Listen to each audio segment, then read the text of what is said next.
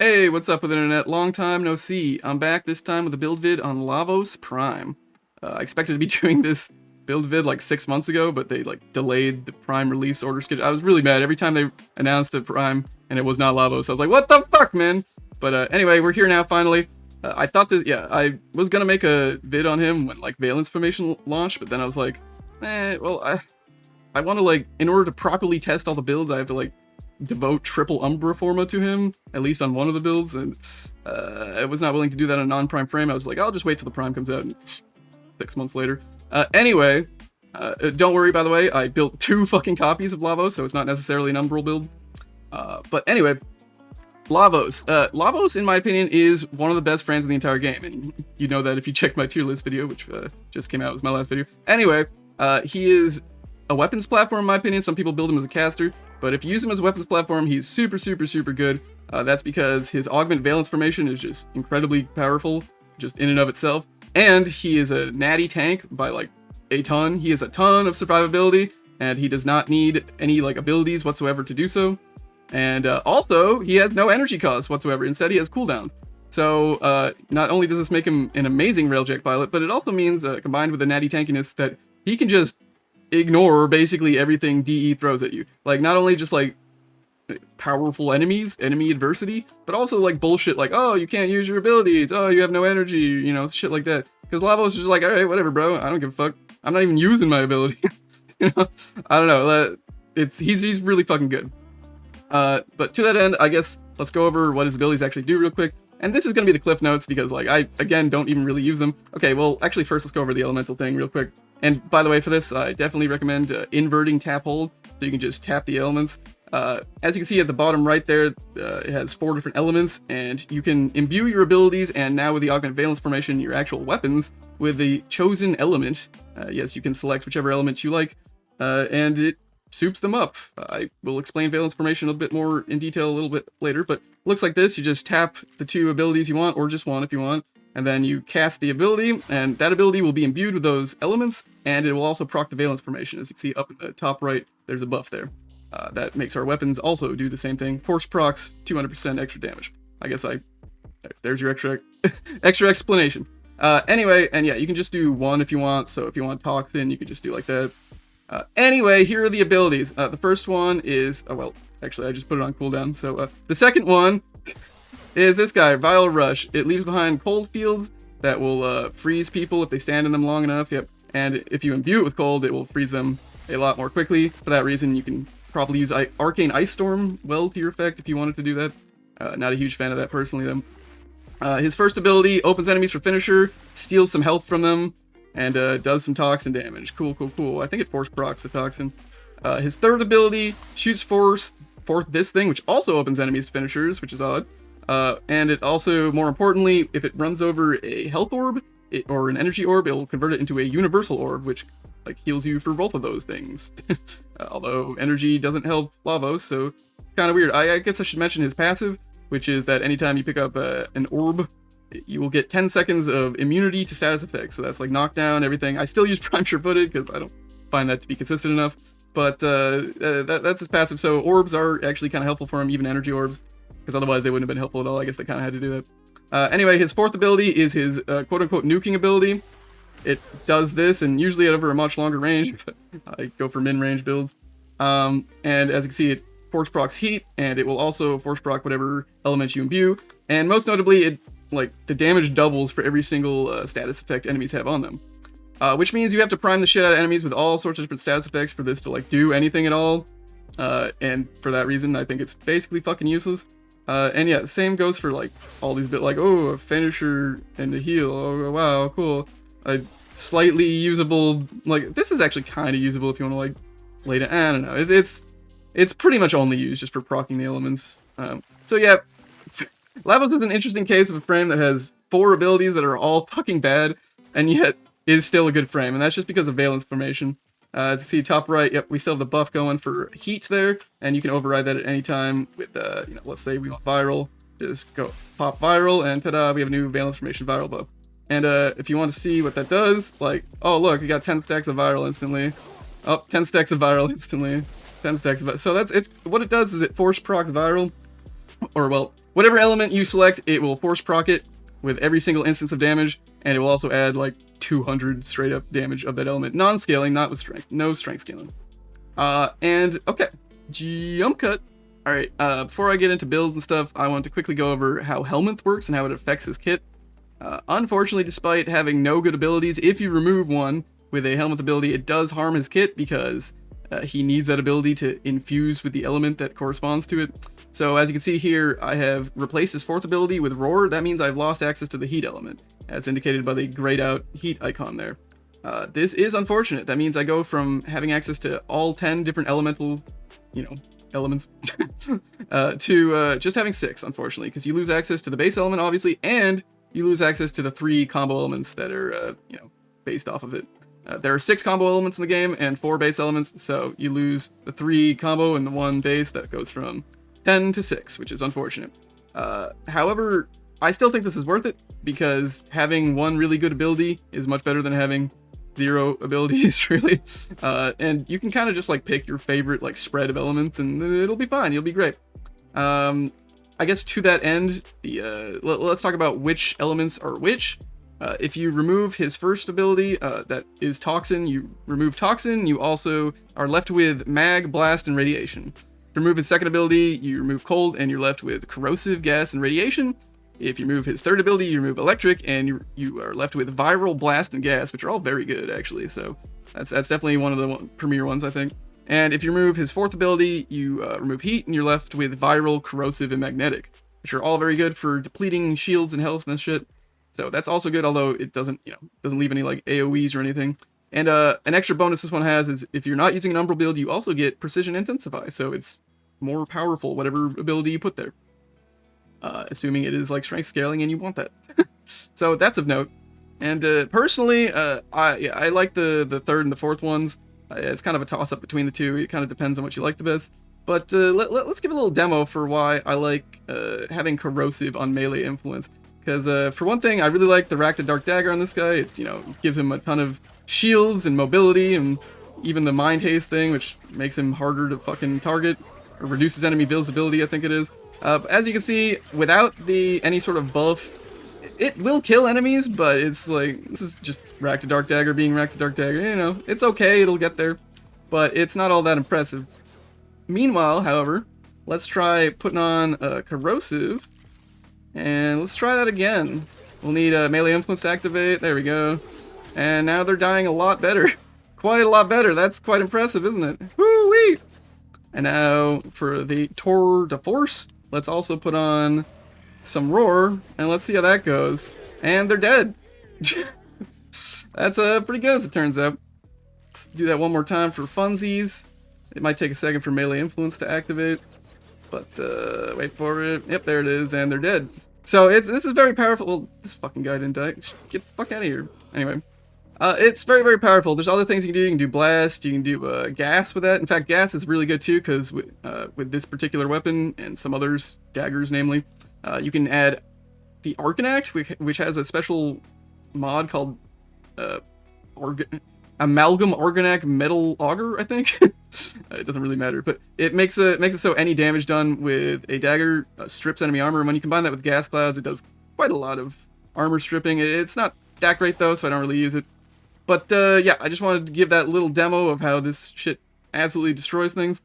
And it's probably the best way of playing Lavos, if you ask me, at least like general purpose wise. But there's a lot of other good shit too, and we're about to get into it now. So, Alonzi. Okie dokie, it's time for the builds, and you might have to bear with me for this, because it's probably going to get pretty rambly. I have no earthly idea how I'm going to structure this. There's a lot to talk about.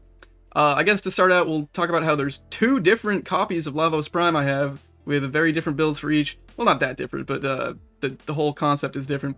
This one is my Umbral build, as you can see from the top. It's named that. And it stacks Tau-Forged Topaz Archon shards. These, as you can see, whenever you kill an enemy with blast damage, you gain 2 health, maximum health, permanently for the rest of the mission, to a maximum of 450. Definitely get the Tau-Forged, because the non-Tau-Forged is pretty rare in that the scaling actually scales too. With the Tau-Forged, it's 1 health per enemy killed with a non-Tau version, so definitely get Tau if you're doing this. Part of the reason for doing this is just to get Arcane Bellicose maxed out. That gets maxed out at 3000 health, which you're not reaching here. You can get almost 3,000 with a Umbral set plus Primed Vigor, but very few people have Primed Vigor, and I mean, just having a shit ton of health is better anyway. This is kind of meme though, like even with this, I'd only need like 2 in order to get 3k, but you know, might as well have more. This actually reaches a 40-40 health when you're at max, which is pretty nice. This is just a casting speed shard. You do have to cast abilities with Lavos always just to get your fucking Valence Formation. So it, you know, might as well. It's even better on this one because occasionally sometimes you're casting 4 and 4 is really laggy. They're all blast shards because as you can see, I go over my 3rd ability here for my helminth. That gives us access to blast and also gas and viral. And the reason I do that for this, well, I put the 3rd ability. This is the build where I always helminth over the 3rd slot. The reason for that is because umbral builds don't care about which slot you have, because whereas precision intensify wants you to have it over the 4th slot. So all the builds I have that are helmet thing over 4, I just put on my other, you know, other copy of Lavos. And for this one, I did the 3rd ability helmet over for each one. That doesn't really, you can, it's perfectly fine to have an umbral build that, you know, helmets over the 4th slot or the 2nd slot, whichever you prefer. I'm pretty sure you don't really ever want a helmet over the 1st one. There's a little argument for the 2nd slot. But yeah, so this is just, I just put it this way so that it's like easier. And let's talk about the other non-umbral build real quick before we get into the actual nitty-gritty of it. This one, as you can see, very different. I'm using 2 corrosive shards because I'm specking for corrosive elemental, as you can see from going over the 4th slot to the 3rd. All my builds do the 4th slot, like I was saying, for this particular copy of Lavos. And all of them have corrosive as a result, which means having corrosive will make you a much better weapons platform, or higher, you know, stacks of them. And to note, you absolutely can just use a single Tau Forge shard here instead of 2 normal ones. That'll put you to 13 stacks instead of 14 maximum, but that'll strip 98% of enemy armor, which even like at the max armor, that'll leave them with like 54 armor, which I believe equates to like 12.6, 12.8 damage reduction, one of those two, which is really not much. You really don't need that. Mainly, I slotted in both of these for 2 reasons. One, it is a little bit more damage, but 2, more importantly, the health bar goes red, which is really satisfying, I gotta tell you. It just feels wrong when it doesn't go red, you know, the full armor, you know, it feels so much less satisfying. And also, because, you know, there's not that many good things you could put here. This one's just another cast speed shard.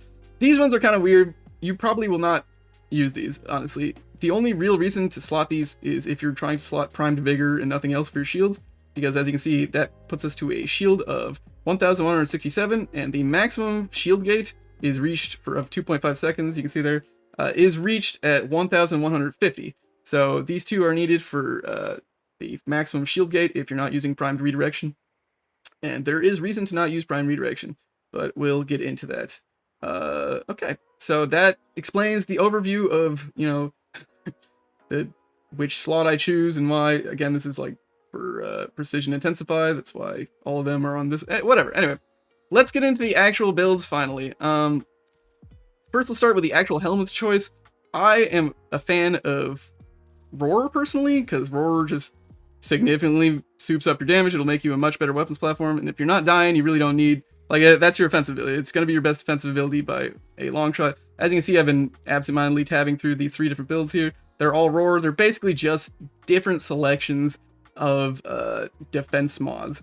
They all do, they're suitable for different things. I really like the fast recharge on Lavos. For most frames, this is not actually that great because, you know, they can just use an augur mod to get their shield back instantly. Like, they want to have other stats that, and this is too much mod space to just throw down 2. But Lavos is like, the only stat he really cares about is duration, for both his buff duration and for his Valence Formation buff. Reminder, this does not scale with strength, it only scales with duration. And he also likes strength if he's using a helmet ability that scales off of it. In this case, we're using Roar, so absolutely. So Blind Rage, Precision Intensify will soup that up very nicely. But other than that, it's just fucking defense mods. It's defense mods. And you just pick which one you like best. Since we're talking about that instead of helmet abilities right now, this one is probably the best for like high level content, because basically you just want to make sure they never ever touch your health bar in high level content, and like literally like level cap shit. And the best way of doing that is to have your shield recharge very quickly, and to have rolling guard to patch the times where you're like, oh shit, my shield's down, you know? Through the combination of those 2, you will have a pretty easy time surviving. Worst comes to worst, you switch to operator, you'll be okay. Especially if you have Vazarin, then you can make yourself invisible, but that's everybody. And although this makes it less convenient, this kind of makes you kind of shield gatey, and I don't know, in most scenarios, this is definitely like overkill because it's Lavos is so naturally tanky that you're not going to be needing like to do a pseudo shield gate playstyle. And for those, you could do something a little bit more like this. Adaptation, really, really good. Prime redirection in like ages. These will just keep you super tanky. You don't even really have to worry about it. This one takes out the rolling guard and the adaptation, and just puts in. Oh wait, no, adaptation's in here. It takes out the rolling guard so that it can slot in the adaptation. You actually get 2 mod slots basically if you take out the recharge. So that's why I was also able to put in prime redirection here.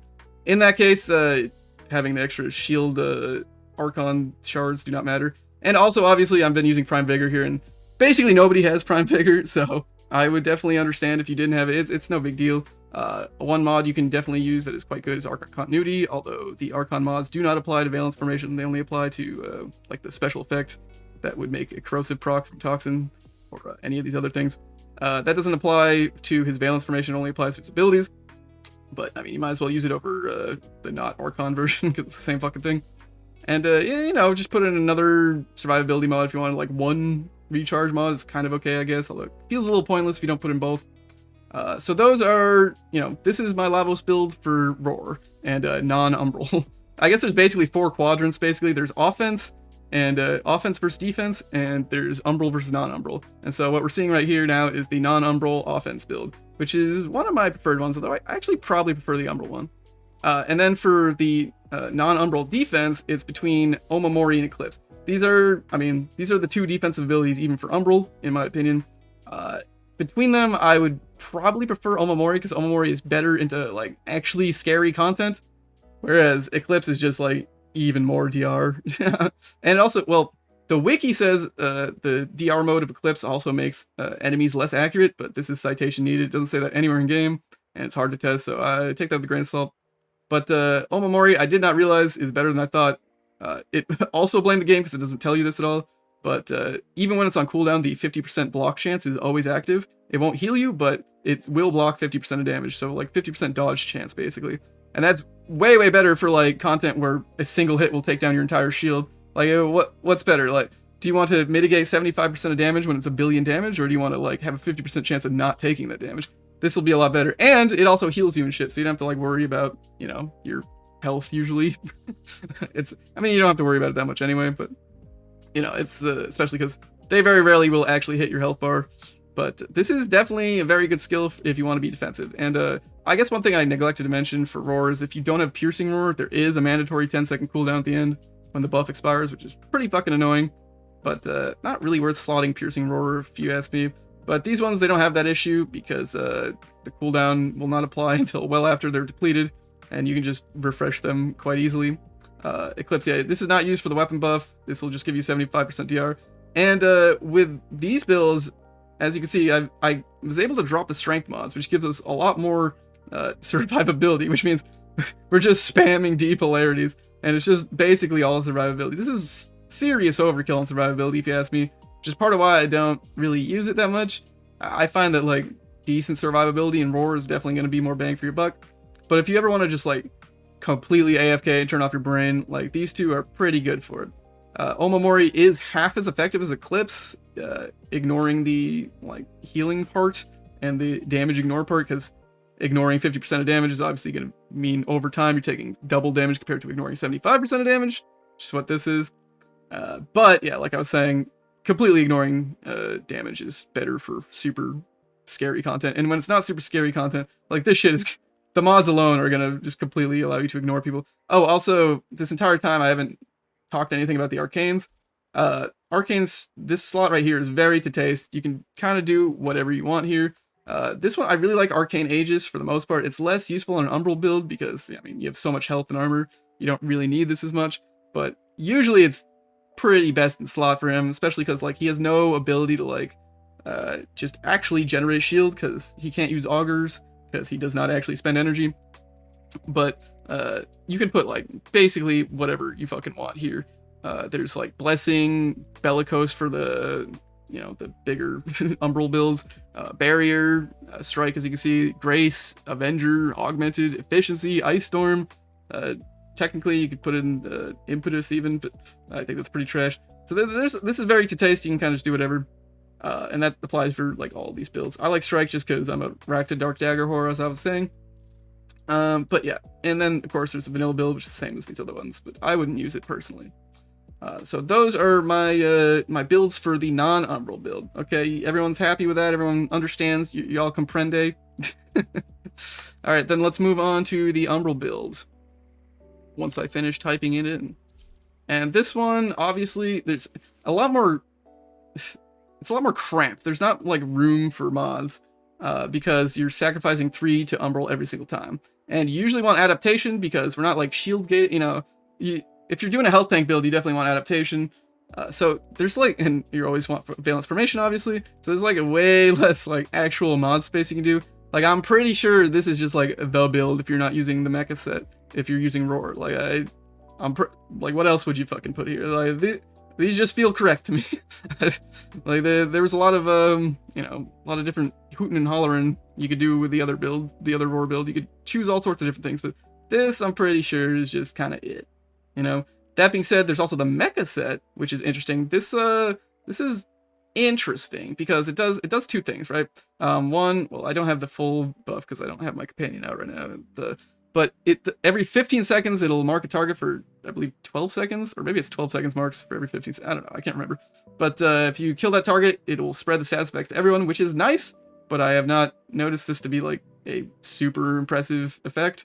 The main thing it actually does is this guy will give you a fuck ton of armor when you kill that enemy and there's a bunch of enemies nearby. This is really inconsistent, but you can get literally like 4-digit numbers here. It says plus 60 per enemy within 30 meters. So I often have numbers that are like 800, 1,000 something, and that is a lot. Let's show here Umbral Fiber. That's with triple Umbral, you get 180 armor.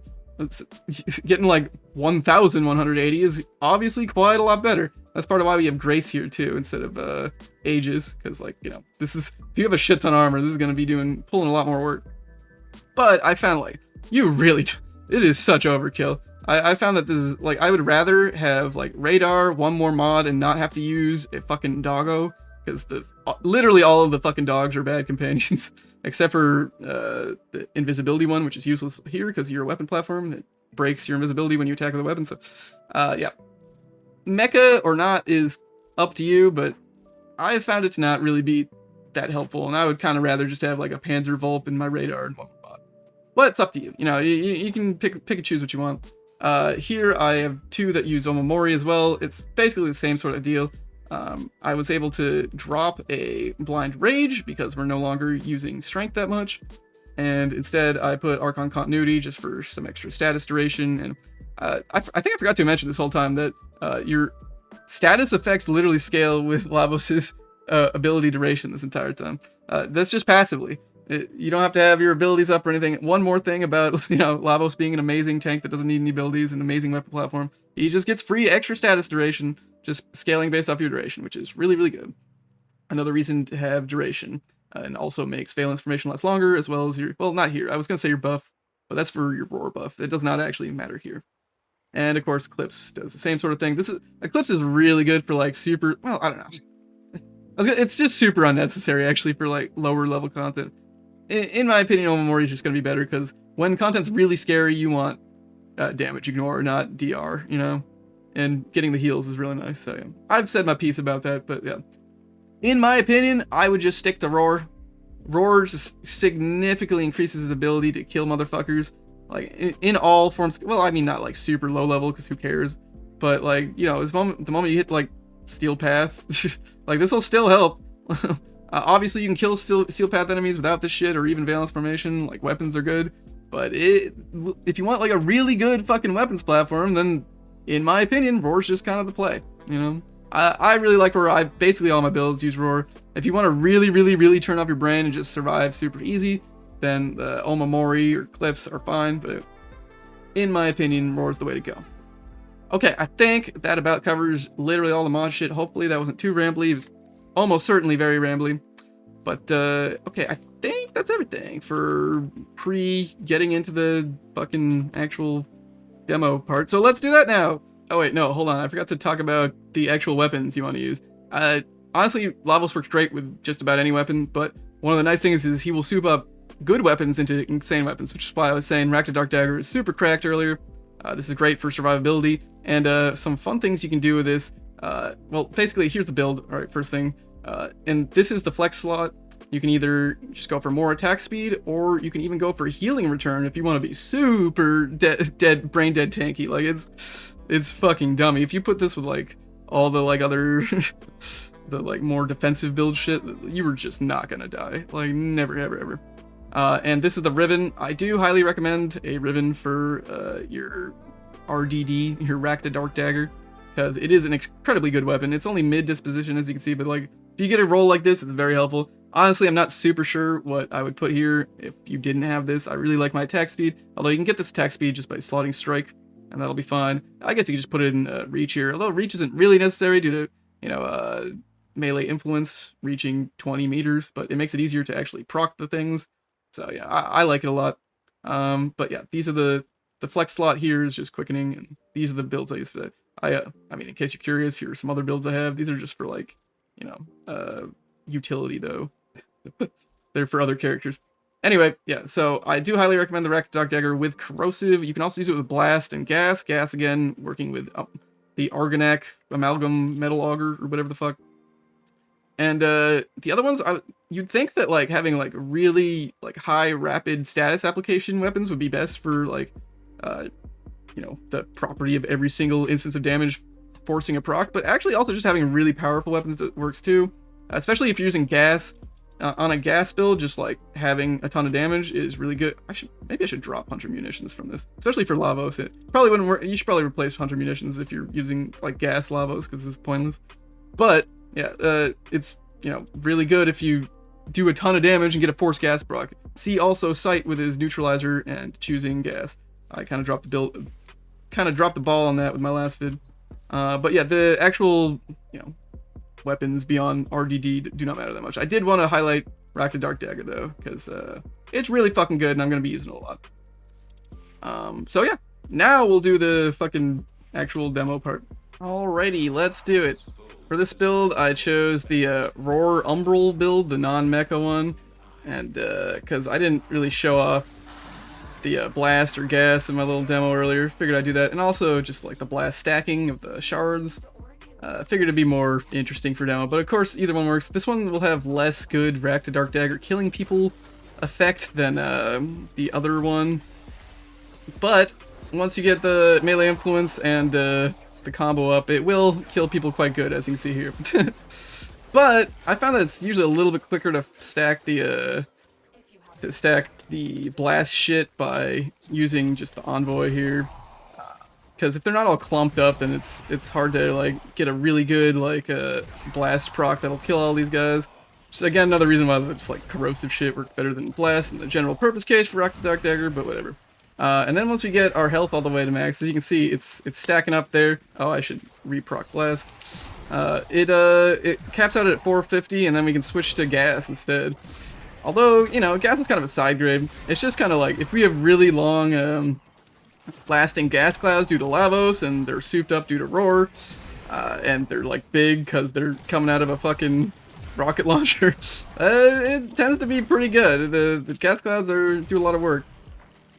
But before that, we have to stack up our health. We'll get to 40-40. As you can see, we're getting a lot. And I'm jumping around. I should just be doing this to get around, and this will also help it reload in the background. In case you didn't notice, I'm using my good old like synth reload for the Tenet envoy.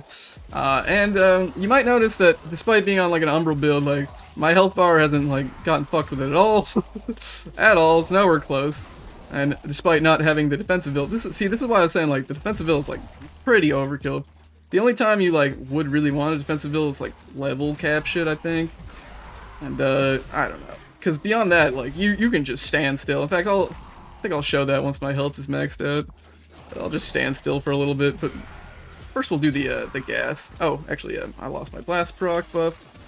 And almost there, almost there. There we go, we're maxed out, 40-40. As you can see, we're killing more enemies, nothing else. So let's switch to gas. and see what fun we can get done. I think, yeah, gas is best done with the rocket. Despite having elementalist on my melee right now, I think it's actually better to do it on the rocket launcher, because you'll get big gas clouds because they scale off the like actual damage of the weapon. One hit from the Rack to Dark Dagger is not going to be nearly as impactful as a gas cloud. And the nice thing about these is they linger and enemies will run into them and die. But they're not that great. I don't know. It's eh. Which is why I'm totally fine with just using Roar over their 4th ability instead.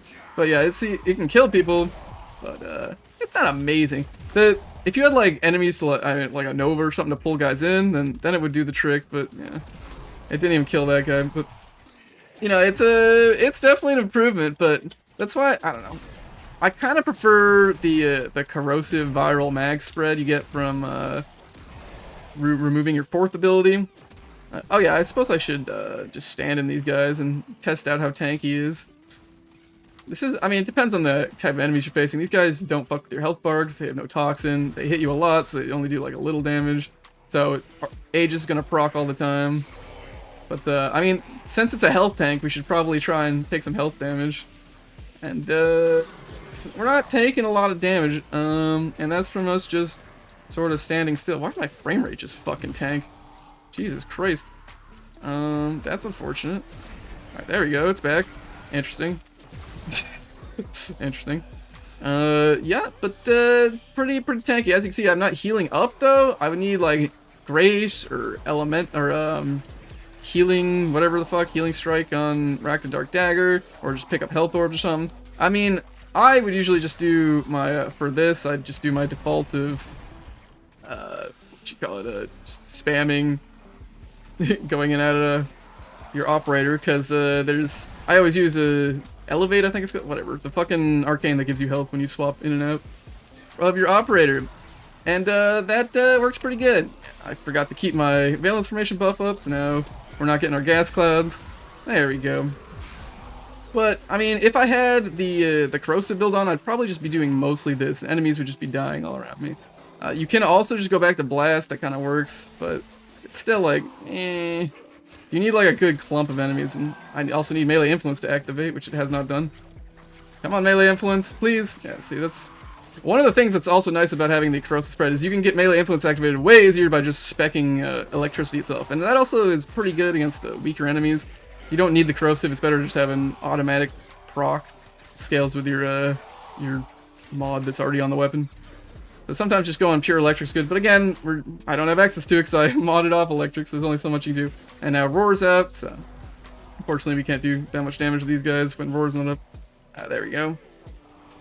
Get that up. There we go. Get some gas clouds. Again, this would be a lot better if I had the corrosive. I think it's more powerful in general. I probably would, if I had to like pick my favorite out of all these builds, like I would probably just actually want to do an umbral build that goes over the 4th slot instead of the 3rd slot, which is not a build I even have right now because I just dedicated that to my non-umbral build. But it's also, I should mention, the umbral build is way more expensive. All those archon shards and umbra formas, it's like, for a result that's not even that much better. I don't know. I've almost contemplated just doing another run with the other builds just to compare and contrast, but I mean, as you can see, like the point is, he becomes a very great weapons platform. He's super tanky. He doesn't need any of his abilities. He has no energy. Like basically everything the devs throw at you is moot. Lavos will handle it with ease. So Lavos is a great frame. Hopefully you enjoyed the builds I threw at you. If not, you can tell me about how I'm being a chode and how I should be using him as a caster. I disagree, but you do you. All right, that's it, fam.